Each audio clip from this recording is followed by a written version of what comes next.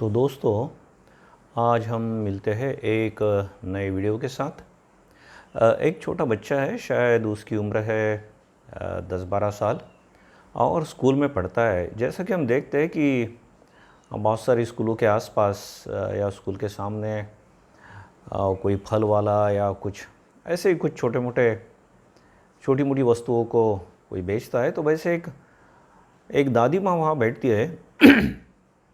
तो वो दादी माँ रोज़ फल बेचती है और ये लड़का जब उसकी दोपहर की छुट्टी होती है तो इस दादी माँ के पास आता है और एक फल मांगता है और दादी माँ उसको देती है फल।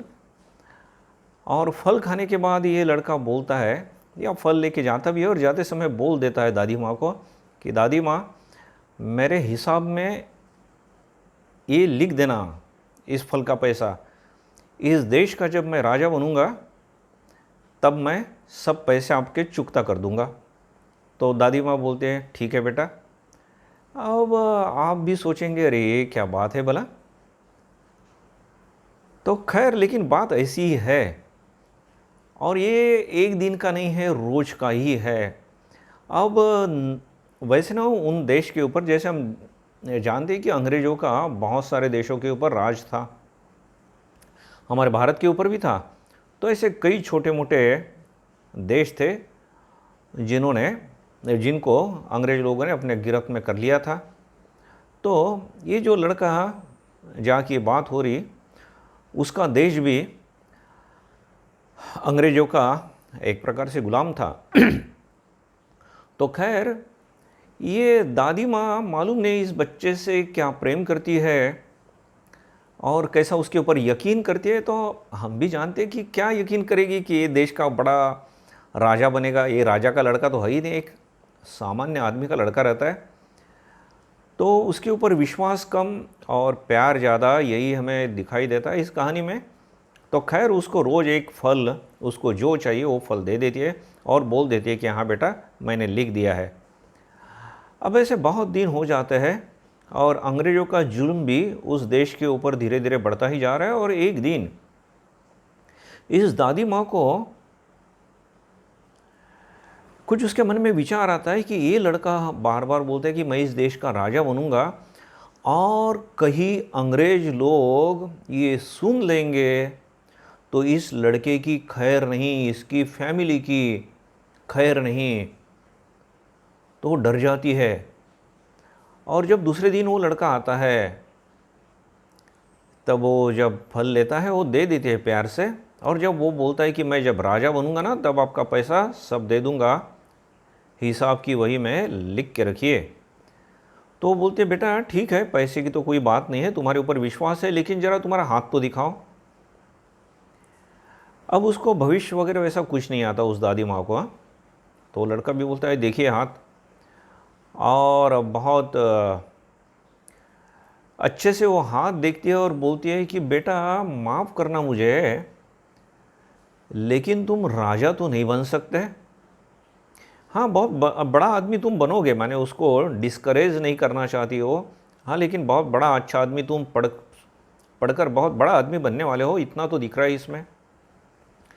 ये लड़का फिर भी बहुत शांत है, उसका आत्मविश्वास देखिए, उसकी स्टेबिलिटी देखिए। जरा भी वो न तो इरिटेट हुआ, न घबराया, न निराश हुआ। वो शांति से पूछता है दादी माँ को, तो दादी माँ आप मुझे बताइए कि आप कैसे बोल सकती कि मैं राजा नहीं बनूंगा। तो बोलती है बेटा ये देखो ना, ये तुम्हारी हाथ की रेखाएं जो है ना, वो राजा की रेखा तुम्हारे हाथ में नहीं है। देखिए छोटा सा बच्चा है, शायद उसमें कुछ तो है। वो बोलता है ये जो लकीर है राजा बनने की, वो कैसी रहती है, दिखाइए मुझे। तो दादी माँ एक काल्पनिक लकीर बता देती है, देखो यहाँ से शुरू होती है और यहाँ पहुँच जाती है, ऐसे सीधी स्ट्रेट रहती है, ऐसा कुछ बताती है। वो बोलता है ठीक है, और थोड़ा पेन से वो अपने हाथ के ऊपर वो लकीर भी हल्के से बना लेता है। बोले ये ऐसी लकीर रहती है ना। वो बोलते हैं हाँ। अच्छा, तो बोले ये लकीर तो मेरे हाथ में नहीं है अभी, तो मैं राजा नहीं बनूंगा। तो बोले हाँ, बोले खैर ठीक है, वो चला जाता है वहाँ से। अब वो दादी माँ को ख़राब भी लगता है कि अरे मैंने इसका मन तोड़ दिया, और दूसरा उसे आनंद भी होता है कि चलो अब कल से तो ये राजा बनूंगा, ऐसा तो ये बोलेगा नहीं और इसके ऊपर का संकट टल जाएगा। तो 5-6 दिन वो लड़का आता नहीं है और ये भी परेशान हो जाती है, अरे क्या हुआ, किसी को मालूम भी नहीं। लेकिन 5-6 दिन के बाद आता है और फिर बोलता है दादी माँ फल दीजिए। वो फल देती है और बोले बेटा कहाँ गए थे। हाँ बोले बताता हूँ। और फिर बोलते दादी माँ मेरा हिसाब आप लिख के रख दीजिए, मैं इस देश का जब राजा बनूंगा ना तो आपका हिसाब चुकता कर दूंगा। तो दादी माँ चौंक जाती है, अरे बोले बेटा तुम भूल गए उस दिन की बात। बोले वही ना कि मैं राजा नहीं बन सकता। हाँ बोले क्योंकि मेरे हाथ पे वो लकीर नहीं है। बोले बिल्कुल सही कहा तुमने। तो बोले दादी माँ देखिए मेरे हाथ पे वो लकीर है। और वो दादी माँ देखती है तो सचमुच में वो लकीर रहती है। और ये कहाँ से आई।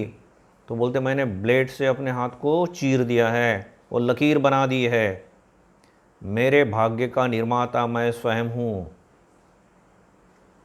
तब वो दादी माँ मन ही मन सहम जाती है और ये भी समझ जाती है, कहीं ना कहीं उसे लग जाता है कि यस ये लड़का ज़रूर इस देश का राजा बनेगा। उसे बहुत सारे आशीर्वाद भी देती है और बोलती है बेटा ये बात किसी के सामने तुम बोलना मत कि तुम राजा बनोगे। और सचमुच में वो लड़का उस देश का राजा बनता है। तो यहाँ स्वामी, अब ये काल्पनिक कहानी है या सचमुच में किसी राजा की है मुझे मालूम नहीं है, लेकिन स्वामी विवेकानंद का एक वाक्य याद आ ही जाता है। स्वामी जी कहते हैं you are the creator of your own destiny, तुम्हारे भाग्य के निर्माता तुम स्वयं हो। तो दोस्तों ये वीडियो अगर आपको अच्छा लगता है तो इसे अन्य लोगों के साथ शेयर कीजिए, सब्सक्राइब कीजिए। आप सब लोगों के लिए मैं बहुत हृदयपूर्वक प्रार्थना करता हूँ। धन्यवाद।